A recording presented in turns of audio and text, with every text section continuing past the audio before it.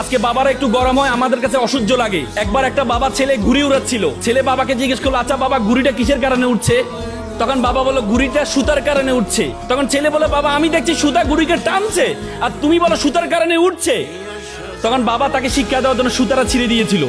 পরবর্তী দেখা যায় একটু লাফঝাপ করে ঘুড়িটা আবার নিচে পড়ে যায়।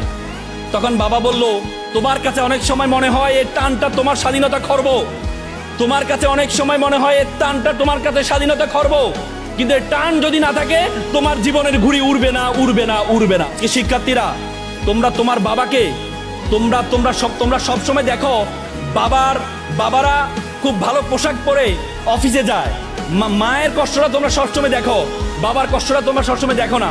কারণ বাবা যখন অফিসে যায় স্টুডেন্ট বুটেড হয়ে যায়, কিন্তু সে যখন শ্রমিক হিসেবে কাজ করে তখন এই পোশাকটা খুলে ময়লা পোশাক পরে সারাদিন কাজ করে আবার ঘরে আসার সময় আবার নিজের সুন্দর পোশাকটা পরে আসে। তুমি তো দেখেছো, সকালে গিয়েছে সুন্দর পোশাক পরে, আবার রাতে আসে সুন্দর পোশাক পরে, কিন্তু এই যে সারাটা দিন যে কষ্ট করেছে তোমার জন্য, সে কষ্টটা আমরা দেখি না। এজন্য তোমাদের প্রতি উদাত্ত আহ্বান থাকবে শিক্ষার্থীরা, তুমি তোমার মাকে যতটুকু মূল্যায়ন করবা, তোমার বাবাকে ততটুকু মূল্যায়ন করবা।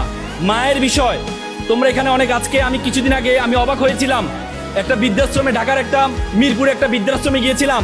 সে বৃদ্ধাশ্রমে দেয়ালে বড় করে লেখা আছে, একটা ছেলে লিখেছে, বড় করে লিখেছে, একটা মা লিখেছে যে বাবা এবার ঈদে তোর বাড়িতে আমাকে একটু নিবি, বাবা এবার ঈদে তোর বাড়িতে আমাকে একটু নিবি। কত ভয়ঙ্কর বাক্য ব্যবহার করেছে, কত ভয়ঙ্কর বাক্য ব্যবহার করা হয়েছে। এবার ঈদে তোর বাড়িতে আমাকে একটু নিবি। মায়ের কষ্ট, বাবার কষ্ট আমরা বুঝি নাই বলেই আজকে আমাদের দেশে বৃদ্ধাশ্রম বেড়ে যাচ্ছে। আজকে আমাদের দেশে বৃদ্ধাশ্রম বেড়ে যাচ্ছে। সেই মা বাবার কষ্টটা বুঝবা। একবার একটা